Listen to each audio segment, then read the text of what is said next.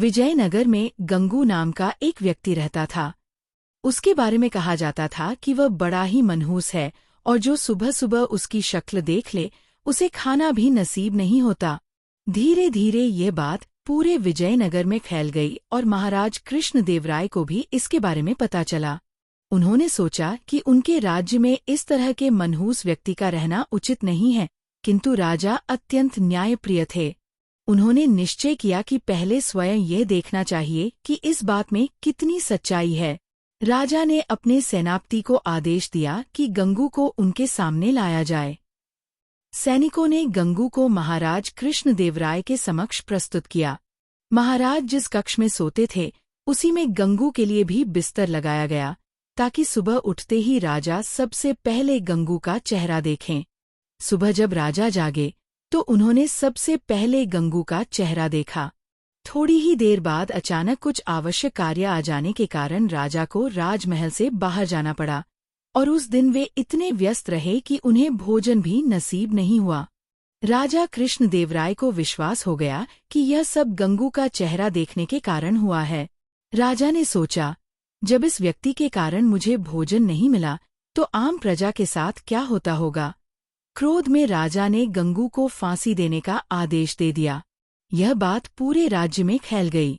जब यह बात तेनालीराम को पता चली तो वे सारा माजरा समझ गए और तुरंत गंगू के पास पहुंचे। तेनालीराम को देखकर गंगू रोने लगा और पूरी बात बता दी। तेनालीराम ने उसे सांत्वना दी और कहा कि जैसा वे कहें गंगू को वैसा ही करना होगा। गंगू भी उनकी बात समझ गया। अगले दिन जब गंगू को फांसी दी जानी थी, उससे उसकी अंतिम इच्छा पूछी गई। गंगू बोला, मुझे महाराज से मिलकर कुछ कहना है, यही मेरी अंतिम इच्छा है। सैनिकों ने यह बात महाराज कृष्णदेवराय को बताई।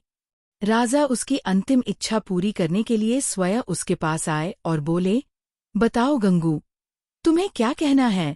गंगू बोला, महाराज, इस राज्य में मेरे अलावा एक व्यक्ति और है जो मुझसे भी अधिक मनहूस है। पहले दंड उसे मिलना चाहिए, फिर मुझे। ये सुनकर महाराज आश्चर्यचकित हो गए और पूछ बैठे, गंगू, वह मनहूस व्यक्ति कौन है। गंगू बोला, महाराज, वह मनहूस व्यक्ति कोई और नहीं बल्कि आप स्वयं हैं। ये सुनकर राजा क्रोधित हो उठे। जानते हो तुम क्या कह रहे हो, इसके बदले तुम्हें और भी कठोर दंड मिल सकता है। गंगू शांत स्वर में बोला, महाराज, मृत्युदंड से बड़ा कोई दंड हो सकता है क्या। वह तो आप मुझे दे ही चुके हैं। मेरी विनती सुन लीजिए, फिर जो भी दंड देंगे मैं सहर्ष स्वीकार करूंगा। राजा का क्रोध कुछ शांत हुआ। वे बोले, ठीक है, कहो क्या कहना है। गंगू बोला, महाराज, कल सुबह जब आपने मेरा चेहरा देखा तो आपको दिन भर भोजन नसीब नहीं हुआ, इसलिए आपने मुझे मनहूस समझकर मृत्युदंड दे दिया।